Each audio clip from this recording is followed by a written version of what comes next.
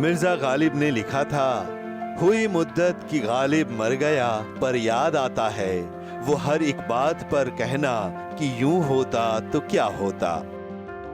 जाहिर है शेरो शायरी की बात हो और मिर्जा गालिब का जिक्र न हो, भला ऐसा कैसे हो सकता है। शेरो शायरी की दुनिया में गालिब का नाम बड़े अदब के साथ लिया जाता है। वो हमसे पूछते हैं कि गालिब कौन है, कोई उन्हें बतलाए कि हम बतलाएं क्या। जी हाँ, गालिब के बारे में आज हम बात करने आए हैं, मिर्ज़ा गालिब। जब आप चांदनी चौक के आगे बढ़ते हैं तो बली मारान के इलाके में गालिब की हवेली पड़ती है और उसी हवेली पर आज हम आए हैं आपको इस हवेली का दीदार कराने। आप देख सकते हैं ये गालिब की हवेली है। इसके खुलने का समय 11 बजे सुबह ये खुल जाती है और शाम के 6 बजे तक खुली रहती है। सोमवार छोड़कर बाकी सारे दिनों गालिब की हवेली गुलजार रहती है। तमाम दर्शक, तमाम गालिब के फैंस जो हैं वो यहाँ पर आते हैं गालिब का दीदार करने। गालिब के गज़लों के फ़ैन जो हैं वो गालिब का दीदार करने आते हैं। तो कितना खुशनुमा वातावरण होता होगा जब गालिब अपनी रचनाओं को लोगों को यहाँ परोसते होंगे। उनके कानों को कितना आनंद होता होगा जब गालिब एक एक रचना अपनी लोगों को सुनाते होंगे, प्रस्तुत करते होंगे। कुछ दर्शक यहाँ पर आए हैं, हम जानना चाहेंगे, सर गालिब कितने बड़े रचयिता थे? आज भी उर्दू के बहुत बड़े रचयिता थे। आज भी उनका नाम मशहूर है और लोग उन्हें याद करते हैं दिलो जान से। मैं तो कोकन का रहने वाला हूँ, दिल्ली काम से आया था तो बाजू में गेस्ट हाउस था तमन्ना, वहाँ ठहरा तो मैं देखते आते। देखिए गालिब की फ़ैन फॉलोइंग देखिए आप, कि रचना नहीं पढ़ी है लेकिन गालिब के बारे में जानते ज़रूर है। इतने साल बाद भी गालिब अपनी शायरी की वजह से आज की नई पीढ़ी के बीच जिंदा है।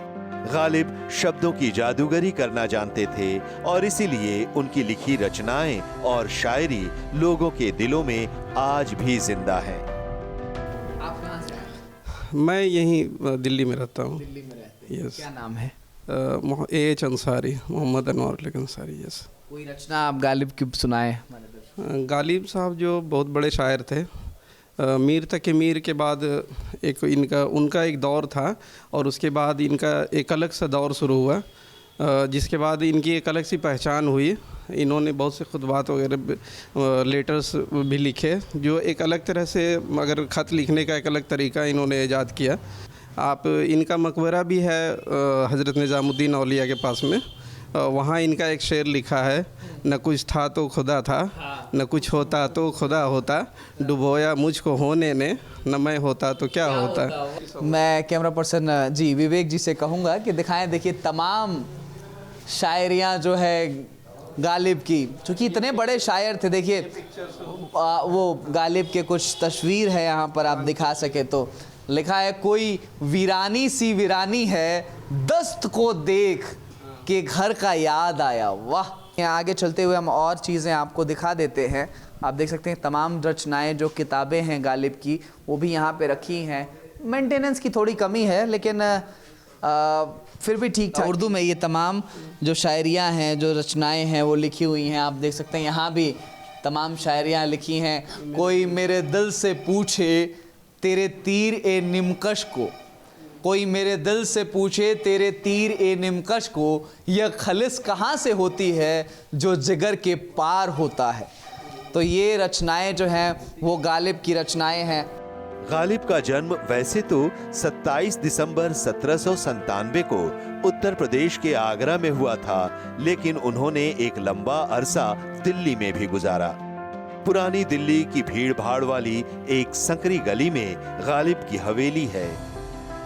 अपनी जिंदगी की आखिरी रात उन्होंने इसी बल्ली मारान की हवेली में काटी थी। हवेली को 2011 में आम जनता के लिए खोल दिया गया, जहां हर समय गालिब के चाहने वालों का तांता लगा रहता है।